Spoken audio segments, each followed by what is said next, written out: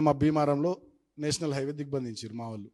5గురే రైతులు వచ్చిర్రు, 60-70 మంది మనోళ్ళు. నిన్న చెన్నూరులో కిష్టంపేట దగ్గర జాతీయ రహదారి మీద కూర్చున్నారు. 4-5గురే రైతులు, మళ్ళీ 100 మంది మనోళ్ళే.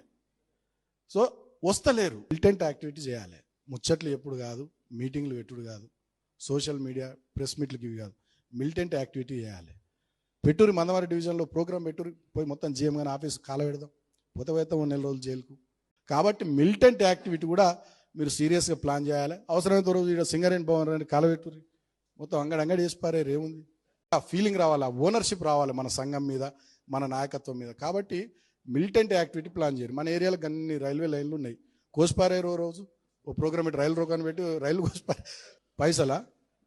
నువ్వు పని చేస్తే పైసలు అవే తండోపతండాలు తన్నుకుంటూ వస్తాయి. నువ్వు ఒక్కటి కాలబెట్టి ఎవడు ఇయ్యడం పైసలు చూడు.